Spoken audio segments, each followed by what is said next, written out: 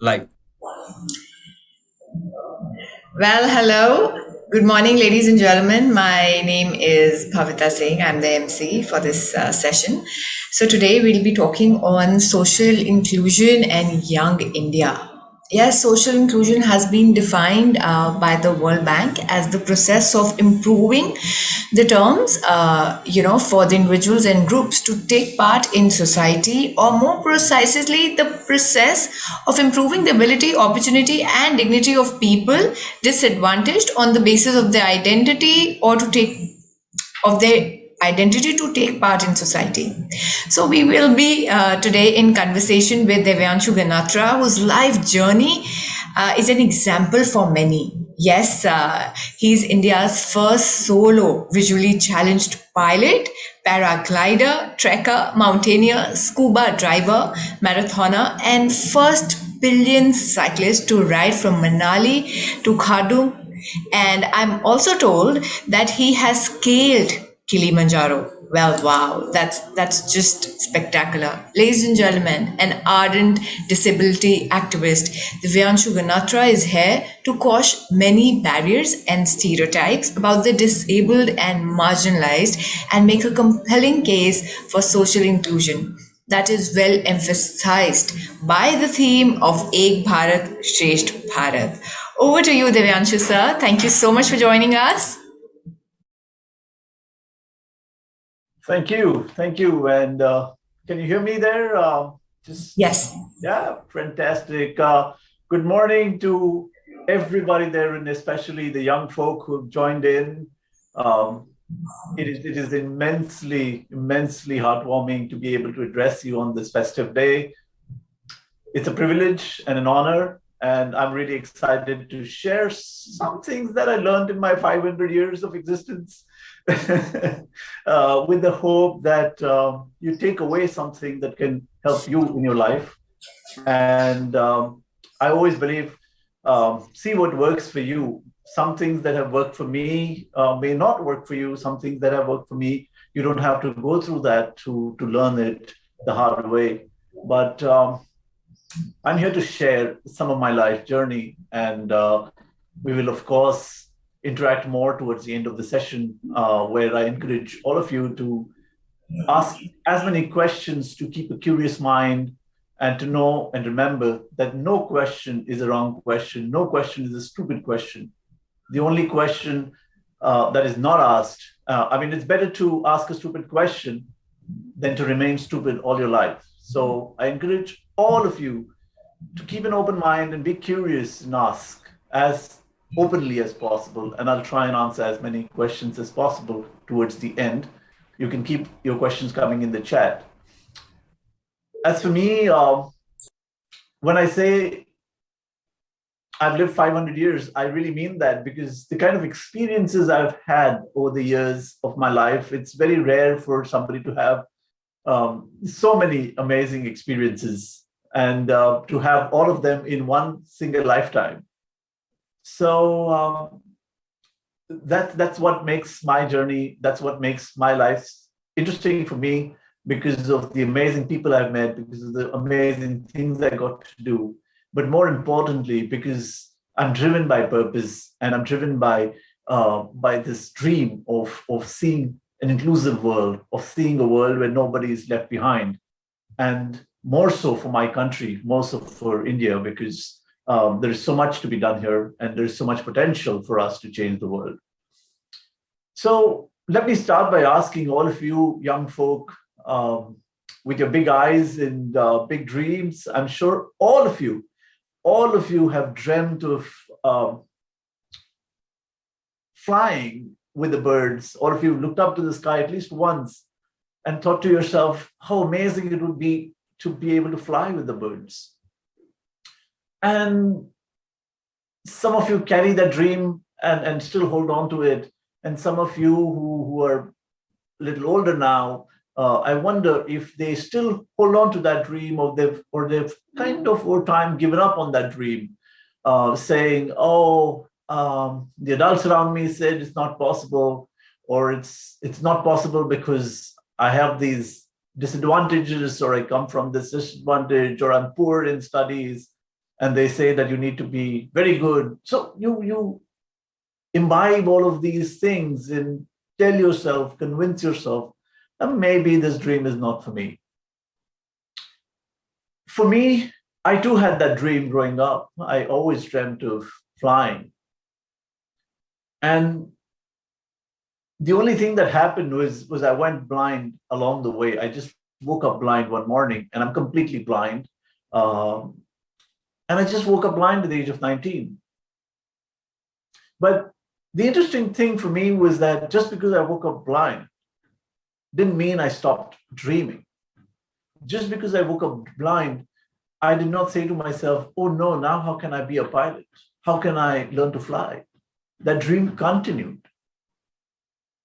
And it took me many, many years to get to that stage. It took me 7 years, 7 years to find a teacher who would believe, 7 years to find an instructor who would say, yeah, why not?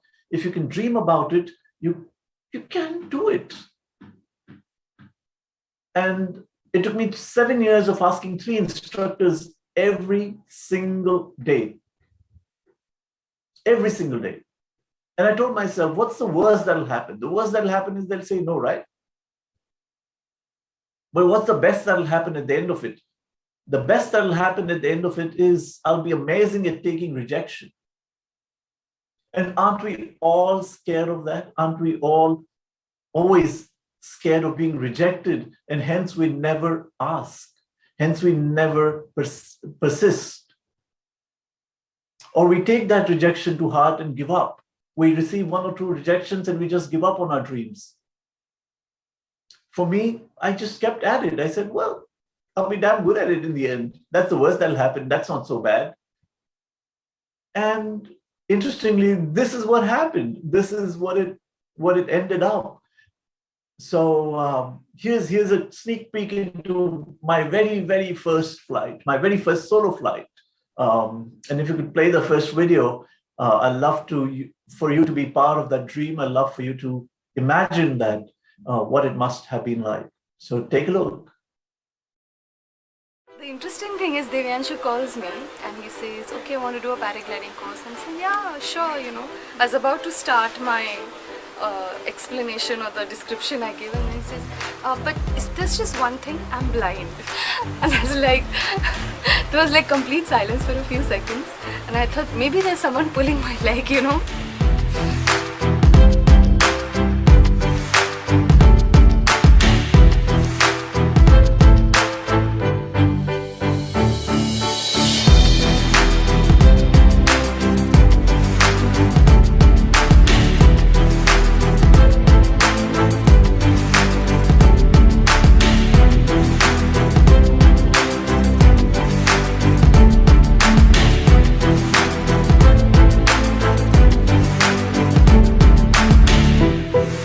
What I like about Divyanshu is first thing that he's a fun guy.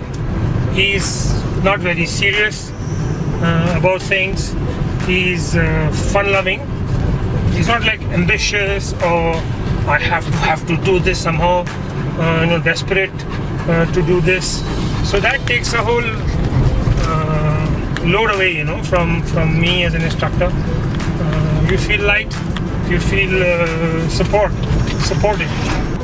So Divyanshu is going to do his solo flight today, and it's going to be very interesting, something very special, something very human, something like like somebody climbs the Mount Everest for the first time, so the others can.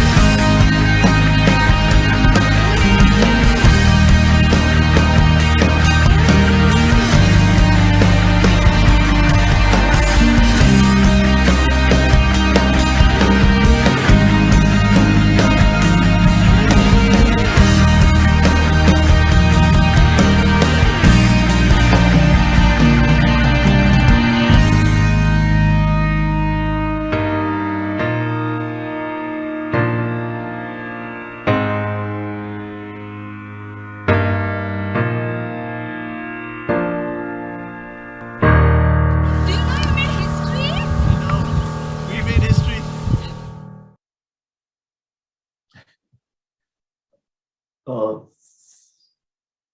it took me 30 years. It took me 30 years to get to this day. It took me 30 years to fulfill this dream. But what I need you to know is you just need to persist. If the world tells you this is not possible, you need to ask, where is the evidence? You need to ask yourself, you need to ask the world, you need to challenge these notions of what's possible. But for that, you need to believe in it yourself. And for me, that was the only thing. I said, where is the evidence? Where is the evidence that blind people can't fly?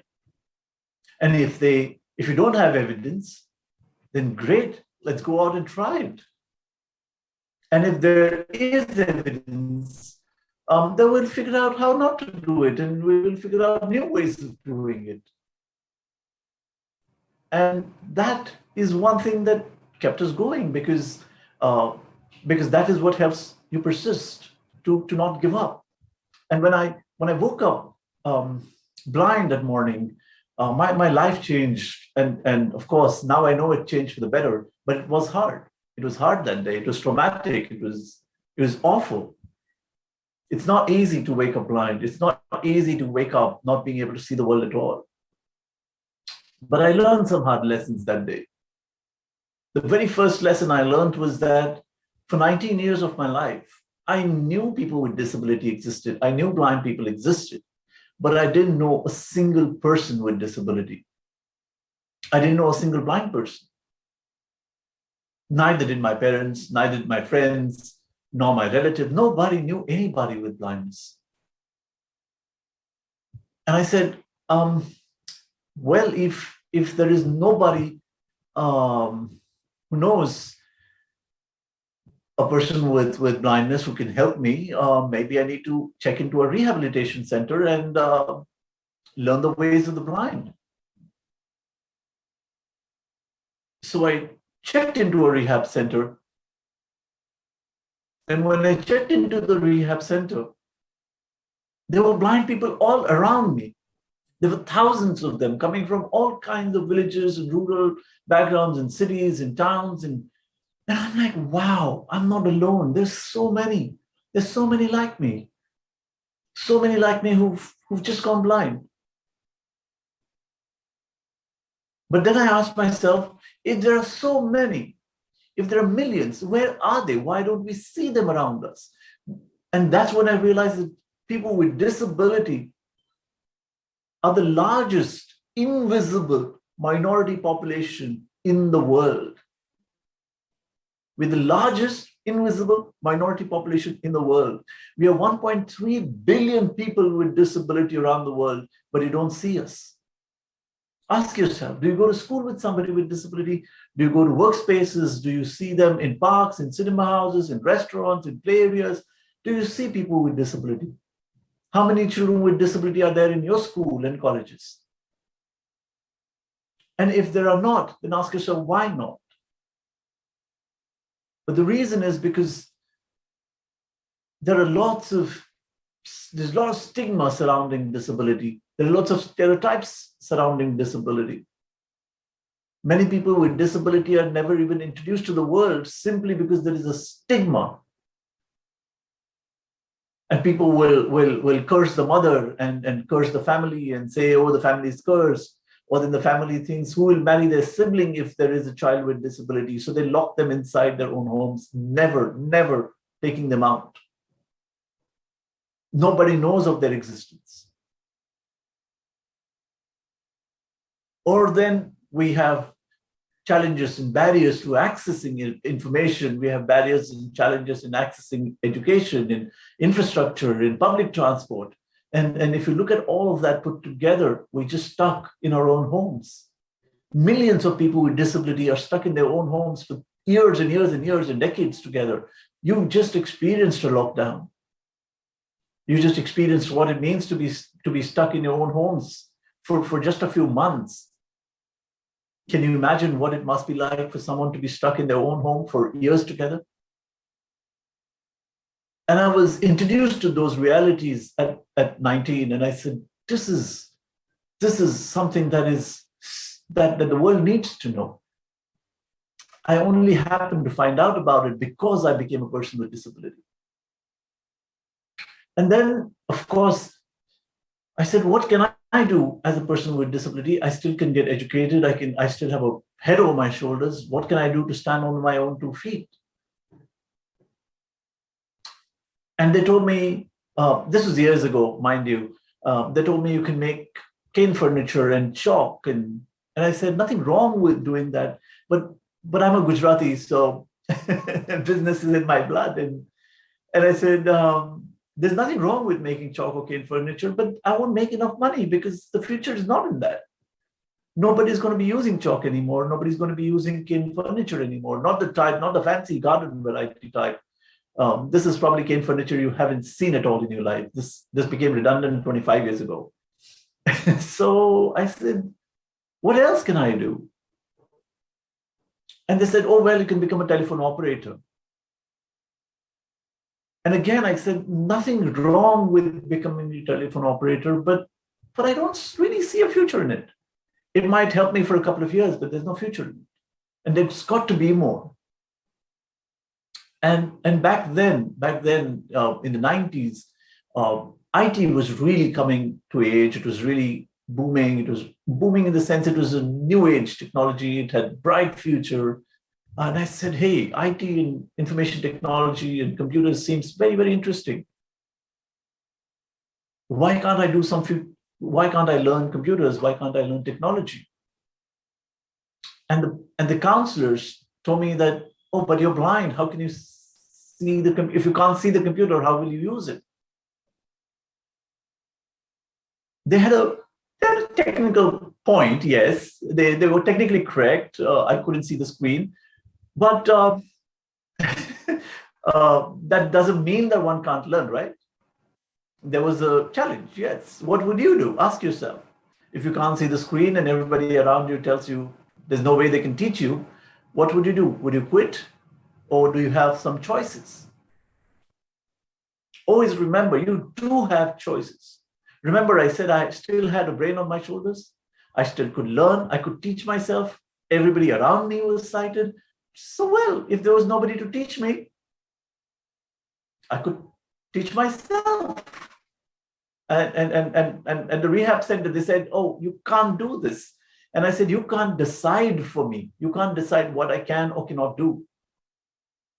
Your role is to educate. Your role is to ensure that you create opportunities, but you cannot decide for someone what you can or cannot do. That's my responsibility. So long story short, my rehab didn't last too long. I quit rehab and I went around asking these mushrooming technical training courses if they will teach me. They said no. So I picked up my friends and I said, well, I'm going to teach myself. You just need to read the screen out to me. Just read the screen out. And I by-hearted the screens. I by-hearted everything. I learned everything on my own. And guess what? I got my first break with Data Pro Information Technologies. And I worked with them. I worked in internet technology, communication technology. I worked in man-machine interfaces, what you now know as AI and ML. We were doing that decades ago. We didn't have enough powerful machines then. It's incredible how far we've come in terms of technology. My phone is way more powerful than the machines I used back then, but it was groundbreaking work. It was fascinating work. It was interesting to put technology to enable human lives. It was great to work in that field. And while I was programming machines to do what the human brain does, I had to study the human brain. I started understanding how the brain works. And while studying and learning about how the human brain works, how the human brain processes information, I simply fell in love with the human brain. Madly, truly madly, deeply, head over heels in love with the human brain and how magnificent the machine it is. And I said, this is what I want to study. This is so incredible. It's so dynamic. It's just amazing. Imagine if I could reprogram and rewire the human brain. That's an interesting challenge. And I thought that should be easy. So I decided to quit IT. Of course, everybody around me said, "You got a successful career. Why would you want to quit now and go back to college and go back to education? That's not what you should be doing." I got all that advice, but I believed in following my heart. I believed in really doing what I really wanted to do, and I said, "This is the next frontier. If you can rewire the brain, that's the next frontier. That's what I want to be in." And I thought that should be easy, but it wasn't, because I wanted to study cognitive neuroscience. It's science, it's the human brain, and there's experiments and apparatus and working with humans. So they said, blind people can't do this. We've never had a blind person do this, and we can't allow a blind person to do this course. Of course, I was stubborn, and I just used my stubbornness for good use. And long story short, after an uphill battle, I did get admission on the grounds that you're not allowed to deny education on constitutional rights. So I knew my rights. I knew my constitution protected my rights to education. And I was fortunate and privileged, and I got my admission and pursued my course. Of course, as I went along in higher education, it became harder because some of the faculty believed that a blind person should not do this course. And the other half said that if you've got your merit, if he's got his marks, then it's our responsibility to teach him. So the staff that didn't want me, they would draw a scatter on the board and say, "Divyanshu, give us the solution to this scatter." And I'm like, "Tell me the scatter and I'll give you the solution." And they would be like, "You're blind." I'm like, "Yeah, but that's not my problem." They would like, "Get out of class." I'm like, "No problem. I get to hear the same thing outside that I get to hear inside." They would give me a D. And I'm like, the best you can do is give me a D. That's okay. I know I can't get an F. You can't fail me. Because if you fail me, the papers will go to somebody else for reevaluation. I'm confident that I won't fail. So the best you can give me is D, no problem. It's not my worth, or it's not my rating. It's just what you believe, and that's okay. But how many of you, when you're hearing this, think to yourself that that's unfair? That's unfair to treat somebody like that. It's unfair to do this to somebody and get angry. Well, it is unfair, and I would have preferred to be treated fairly. I definitely would have preferred to be treated fairly. But if I held on to that unfairness, then I would get angry. And if I would get angry, then I wouldn't have choices left. I wouldn't be able to think straight. I wouldn't be able to meet my objectives. And it would upset me. It would only make me upset. And my objective was simple. My objective was get through the course. My objective was get the degree and get out of here. That's my objective. Stay on course. And while I would prefer them to treat me a certain way, it's not necessary. I can't demand that people treat me a certain way. And that was something that really, really helped me, because I find that we perceive unfairness in this world. And I realized early on that this world is an unfair place. It is unequal. It is unfair. The sun is not the same for everybody. The air is not the same for everybody. There is not a single example. There is not a single evidence we can bring to the table that can say, hey, look at this example. This is evidence that the world is fair for everybody, where it's equal, where everybody has the same right. There's nothing where everybody has the same access, the same opportunity, the same equal thing. It's just not there. But we upset ourselves by demanding fairness. And I just gave that demand up, and it really helped me. And I ended up not just getting through my courses, getting through university, but also ended up getting placed. Um, and I was the first to get placed in from my batch. So while I studied cognitive neuroscience and psychology and IT, there was something that stayed with me through these years, and that was the fact that I always loved outdoor sports. I always loved the outdoors. I always believed that God was in the outdoors, that nature taught way more than they can ever teach in a classroom. And I was kind of bored in class. So, uh, but I loved climbing mountains and jumping into lakes and rivers and climbing trees, cycling, and all of that was taken away. All of that was taken away when I went blind and said, "Oh, you can't climb mountains anymore. You can't fly. You can't cycle." All of that,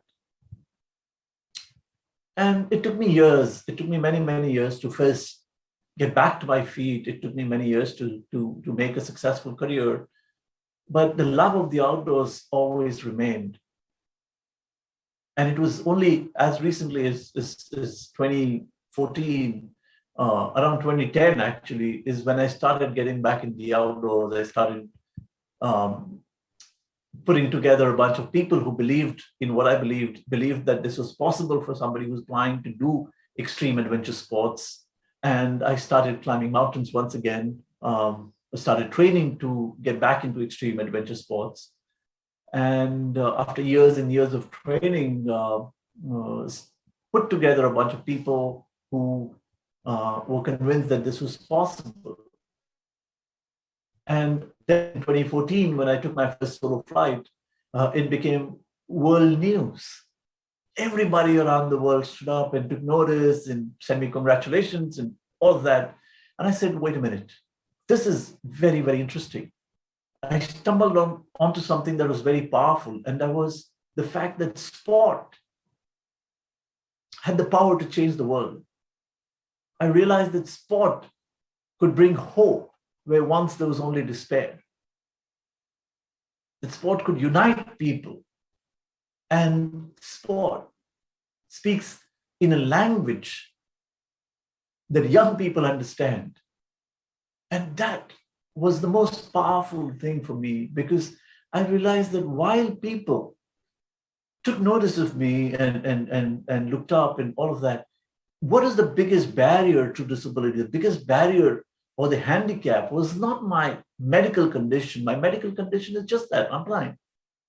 But the real handicap are the attitudinal barriers that we face every single day.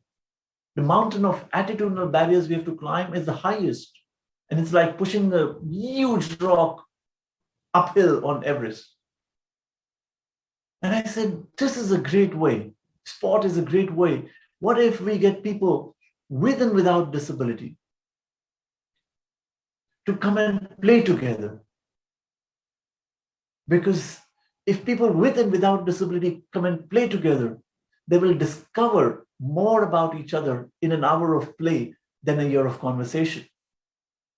It would foster friendships. You remember as children, when we play together, we don't see differences, right? We don't see if somebody is fat, thin, girl, boy, fair, dark, Hindu, Muslim. It doesn't matter. It doesn't matter. We just see friends and we see how do we celebrate these differences. And if you fight, we patch up and we come back and play together. And that's okay. And I said, that's beautiful if we can get sports to build these two, make these two communities come together, build empathy, build dialogue. That's what is the most important thing in today's world. We need empathy and dialogue. And that would also enable people with disability to come outdoors, to have fun, to sleep under the stars, to climb the highest mountains, to dive into the deepest seas, do all those things that once the world said was impossible. But do that alongside their able-bodied peers, to make friends, to socialize, to learn about social interactions, mainstream them, And for people without disability, they learn, how do I live my life as a person with disability? How do they live? That they're PhDs, that they're MAs, that they're um, software engineers, they're programmers, all kinds of backgrounds. They just do things differently. That's all. And having learned that, we have CEOs participate with us, MDs and HR and architects and software programmers, software developers, and they go back to their worlds and say, hey, you know what? I now have friends with disability, and if we do this minor change, we can make it accessible for them. We can include them in education programs. We can develop softwares that are accessible so that they get to use it. Architects promises accessible infrastructure. And all of that leads to social organic change. Because the handicap is the social construct. The fact that we don't have accessible infrastructure, the fact that we don't have accessible education, the fact that we don't have jobs is not to do with my medical condition. It is to do with attitudinal barriers, and that world we all are responsible for creating. We all create this world. And in that, we inherently and inevitably end up creating handicaps. You might create a cool Android app, which is visually very, very amazing. But if it's not labeled correctly, how do I use it if I'm a screen reader? If I use a screen reader, I'm not able to use those apps if they're not accessible. And just like that, 40 million blind people are left without access to that software. And to remember that that social construct is something we all are responsible. You and I are responsible. And that gives me hope, because you are tomorrow's leaders. You're going to be decision makers tomorrow. So if you change your attitude, you change your belief, if you do something that changes your belief, which is just to come and play, just to get to know and learn to celebrate these differences, there is immense potential. And here's a sneak peek. So we do a lot of sports with people with disability. We climb the highest mountains, from Mount Everest to Kilimanjaro, and we work with all kinds of disability. There are 21 different kinds of disability, and we work with all of them. We run a foundation called Adventures Beyond Barriers Foundation, where we promote adventure sports for inclusion for people with disability. And we do rock climbing, we do jumping, we do mountaineering. We cycle to the highest points in the road, the highest points in the world. We do long distance endurance cycling, like 650 kilometers in like 27, 28 hours nonstop. We do 2,000 kilometers nonstop cycling. We do scuba diving with quadriplegics, paraplegics, amputees, blind, going down to depths of 40 feet underwater, and swim with the fishes and the sharks. We do marathons across the country. So we do, of course, we do flying. So do a variety of things in outdoor adventure sport, but all with the aim to promote not just inclusion, but also to create opportunities in things that the world has said is impossible for people with disability to do, and to have fun along the way. So here's a short video of one of our cycling trips, our inclusive cycling trips from Manali to Khardungla. This is a 550-kilometer ride. This is the world's highest motorable road at 18,350 feet, or 6 mountain passes that are really, really high. And here's what it looks like when we play together and celebrate differences. Take a look. Hey, this is John T. Rhodes, wanting to wish all the participants of the M2K 2018 successful ride, and just thank you for your inputs and your inspiration. It's definitely not a once in a lifetime experience, because once you come to India, you just keep coming back.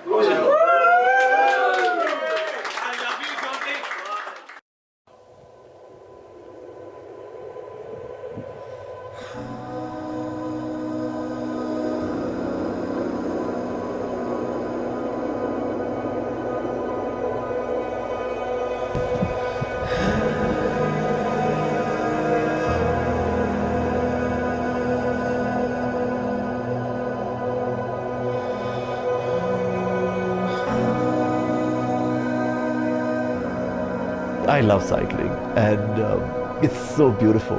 It always turns out to be more than cycling. It's the journey, it's the self-discovery. Manali to Khardungla was a cycling expedition we started in 2016. This was our fourth batch of people with and without disability. We had blind riders, we had amputee riders, we had single-handed riders, we had able-bodied riders, cancer survivors. The purpose is to promote inclusion, to get this community to come and experience people with differences, people from all walks of life. What happens in the process is we learn to celebrate differences. To make people aware that people with disabilities, whether it's an amputee or a visual disability, also have got the same aspirations as them. We also want to do things. We also want to be treated with dignity and respect. The landscape from Manali to Khardungla is phenomenal. It changes every single day. There is no other better cycling route in the world. It's all about teamwork and synchronization and taking care of each other. It's just one big family. We have suffered together, we have cried together, we have embraced each other at the top when it's freezing, and people are afraid they can't go on. You've kind of done the whole thing, the whole range of life experiences, and you've done it together. So it seems like it's a well-oiled cog synchronizing together.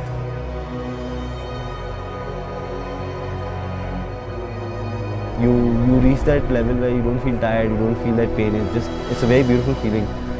You've gone through some serious ordeal and you've not given up, and you've pedaled and pedaled and pedaled, and finally you're at the top of the pass. It's just an insane moment where you never believed you could get up there all the way to the top, and then you actually are standing at the top and you just overcome with happiness and joy, and it's overwhelming.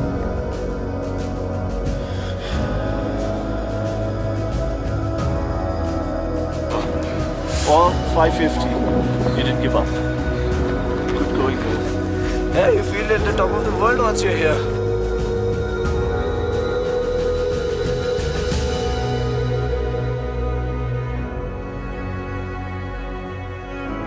Lot of hard work, lot of things put into this. This is all Khushi ka Aasu. I'm so happy. I finally did this.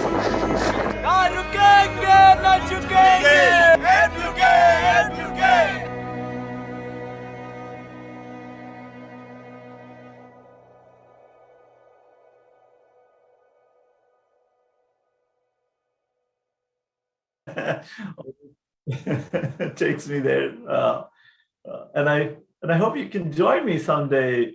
We've done this so many times now, but every time it just is incredible.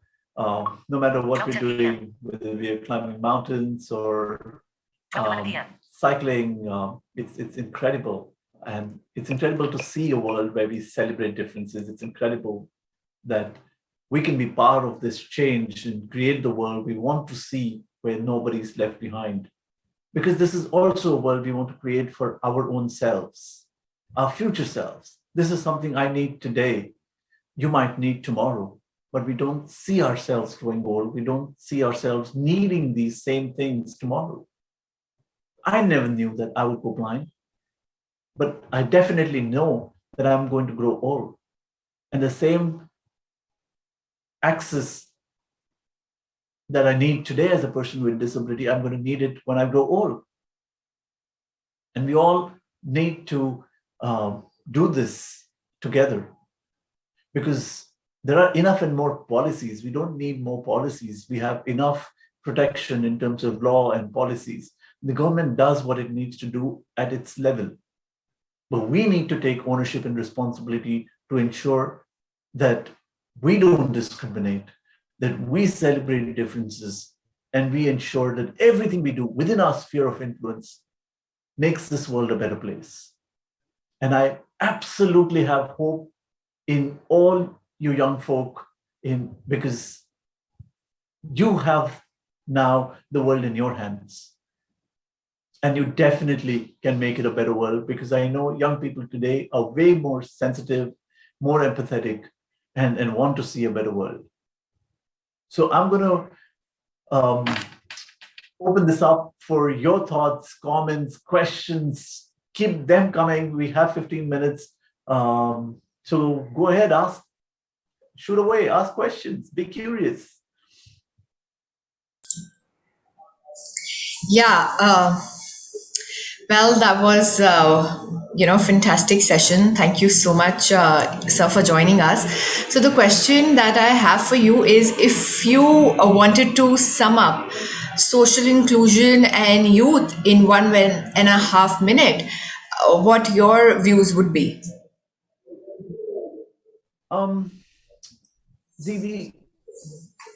The challenge for social inclusion, or the challenge for inclusion, is really that we have learned to see the world from the lens of us and them. We've been programmed to see the world from a point of view of differences. When I walk into the room, the first thing I notice is what is missing. And that's just the way our brain is wired. When we are growing up with these beliefs, but we never question these beliefs. We never question where these beliefs come from. We simply perpetuate these beliefs. And if we just take a moment and pause and ask ourselves,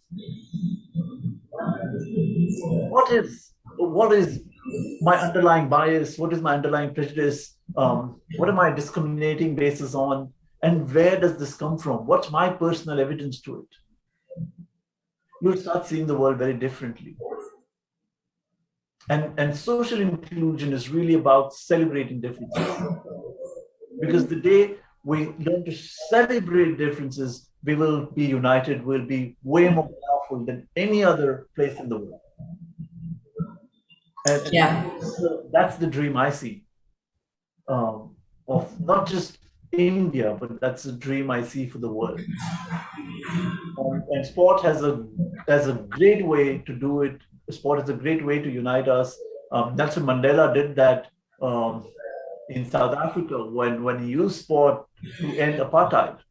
And if you could end apartheid with sport, it's already been proven that sport can unite two communities that never saw eye to eye, that hated each other.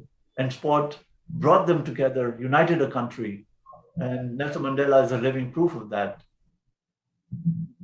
Yeah. Absolutely, sir. And I have one more question. The strength, the determination, the grit that you exemplify in your daily life, you're such an inspiration. So from where do you get this energy to get up and just go and achieve whatever your mind tells you to do? Because I think people like us, there's so many questions running in our mind, and then it's like, okay, let's give it up. As you told earlier that, there's so many times I was on that path where I was in two minds whether to do it or not to do it. But then I realized that it's your inner strength, your, grit that matters at the end of the day. It's your questions in your mind, your dreams. It's all about you, not about how others perceive you. So from where do you get that strength? The short answer to that is I'm stubborn. Stubborn? Oh, wow, really?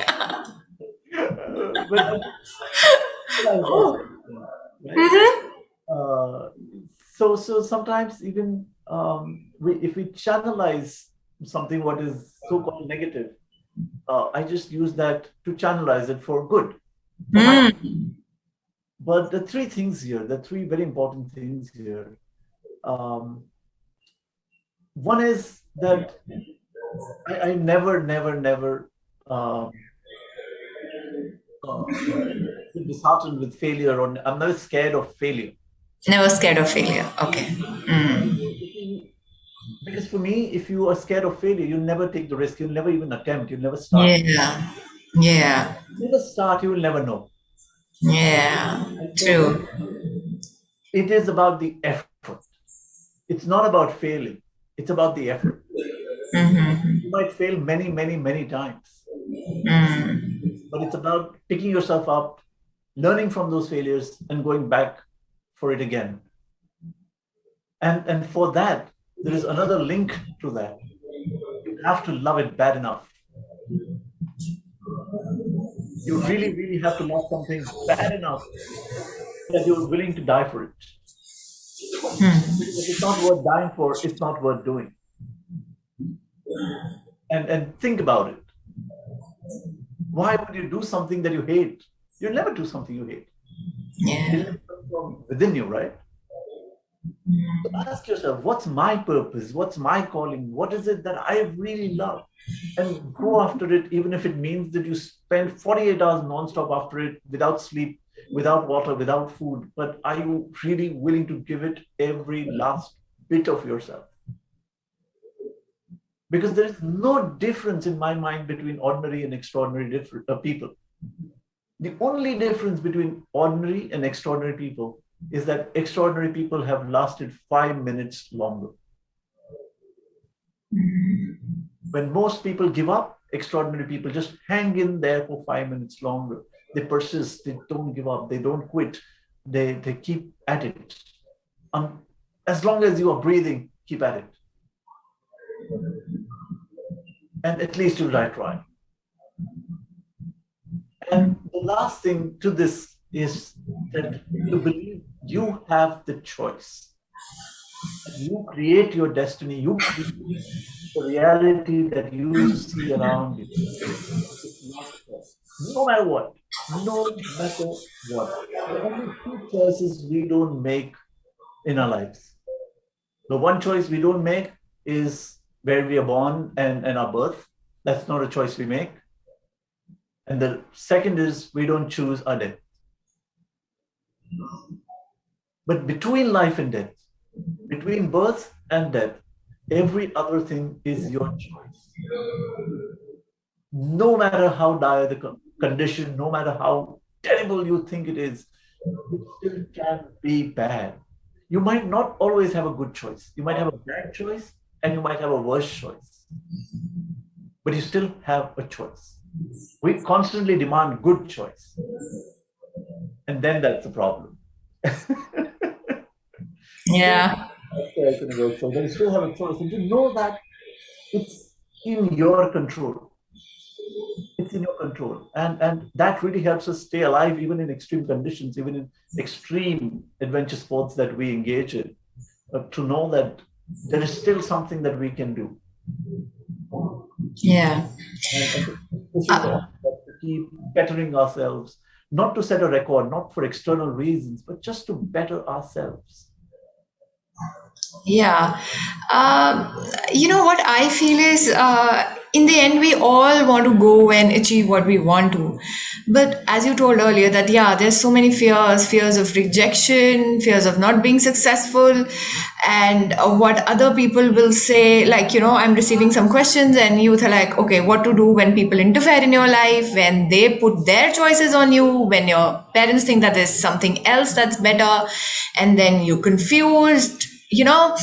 I think that focus, our youth is, most of, not even youth, our millennials, we're also lacking this.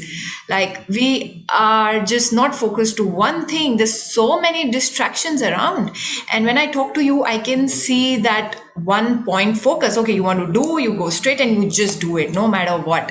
So you've read human psychology. So what's the one powerful thing about our mind that you would like to tell us? The question you got to ask yourself, what's the price I want to pay? Yeah. What's the price I'm going to pay? Yeah. For every action, there's a price you got to pay. Yeah.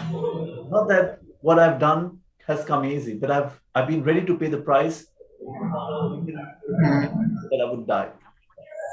Nobody knew if I would come back. Every time I fly, I don't know if I'll come back alive. Yeah. Every time I go climb the highest mountain, I don't know if I'll come back alive. But that's the price I'm willing to pay, because I'm willing to die for it. It's worth, for me, that's the price it's worth paying. And I understand that it's not easy when adults around you, when parents, well-meaning, and please understand, parents don't intend bad for their children. They mean well. But the question is, how do you get them on your team? How do you then use your influence? How do you ensure they are on your team? What can you negotiate? What can you do extra? But how do you communicate that with your parents? How do you get them on board to your dream? How do you sell your dream? Is in my hands. My parents want me to do X. I want to do Y. Figure out a way to do X and Y. Yes, that would mean extra work. That might mean I might not get so much time with my friends. I might not get so much time on Netflix and and whatever going out. I might get less time of that, but that's my sacrifice. That's the price I will pay. Now you can't have Netflix and Instagram and again want to do what you want to do. Yeah. You've got to ask yourself, what's the price I'm willing to pay? When you have, if most young people follow cricket and you see these sports people on the ground and they see their success, what they don't realize is the amount of hard work that goes into their lives every single day. Yeah, absolutely. They get up at 4 in the morning. They give up on so many social events and parties, and they have a very hard life. For straight up 36, 40 years, I mean, they start young, they start at 7, 8, 9, and right up to 40, 45, they have a very tough schedule. Imagine not doing this all your life. You have to get in bed by 10. That's a lot of sacrifice. And we don't recognize that. We don't see those sacrifices.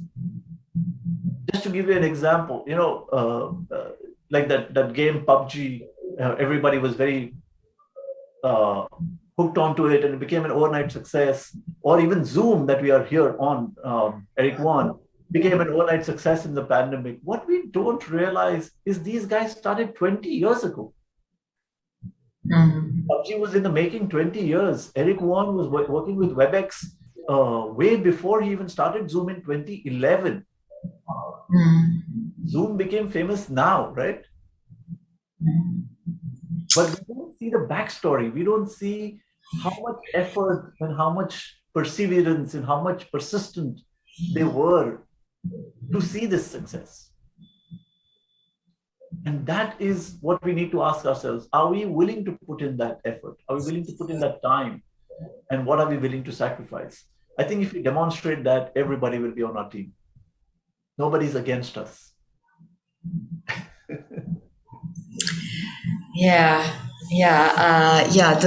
The session, I must say, was mind blowing, and it was very, very inspiring for our youth. You have a brilliant message that in the end, life is all about choices. You can't choose where you are born and you can't choose when you die, but definitely you can choose all you need to do in between.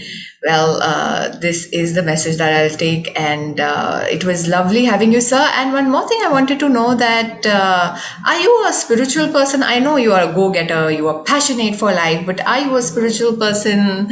I wanted to know this too, because if you'd asked me 10 years ago, I would have said no. I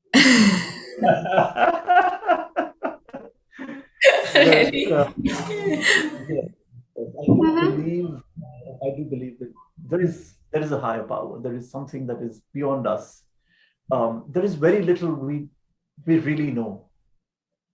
And to me, every day is a miracle. I find miracles in even the smallest of things, and it just makes me awestruck and wonderstruck.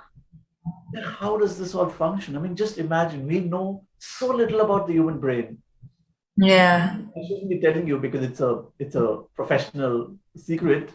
Oh, I'm lucky to have that. Professionally, I'll tell you something. We know so little of the brain. Only that much about the brain, as much as we know about the universe, which is practically nothing. Right?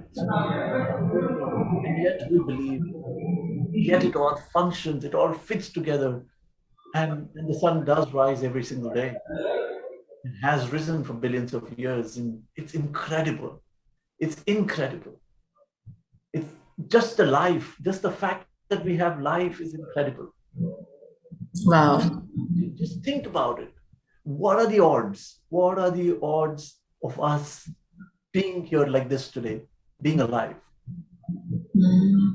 There are 1 in a trillion chance of us being alive in this time today. So if that doesn't make you spiritual, I don't know what will. Gratitude. I think your every word expresses gratitude. I'm just so fortunate I got this chance to host you. Yes, sir, you were saying something? No, that's absolutely bang on what you just said. Gratitude. Yeah. Like I'm so grateful that I still have I'm able to walk, talk, I'm able to play music, I'm able to Yeah. climb mountains, I'm able to cycle, I'm able to fly, I'm able to read, write. There's nothing that I cannot do.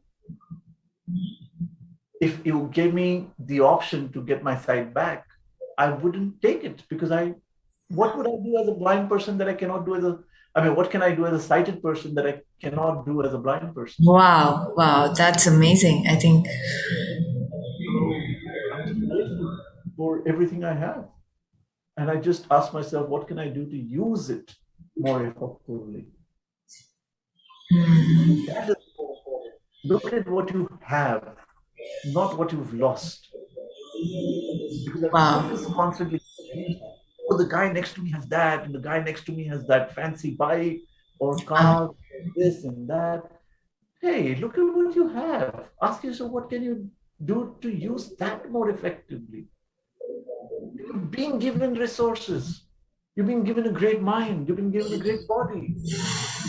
You've been given time. You've been given everything. Use it more effectively. And that's in our control.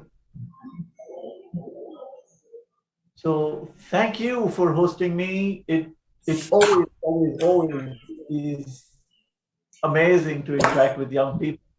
It makes me feel young. So thank you. Go look us up at abbf.in. Come play, grow with us. Let's make a world where nobody is left behind, and make this world more beautiful. Thank you for hosting me. Thank you for having me. And Yeah. Exactly. I'm privileged. I think I'm fortunate that I had this session with you, and your conversations and your message will be there in my, will be alive in my heart for years to come. That's the impact that you've left on me, left on our viewers. Thank you so much, sir. Once again, it was amazing, fantastic having you here. Yeah. God bless you. Thank you. Bye. Bye.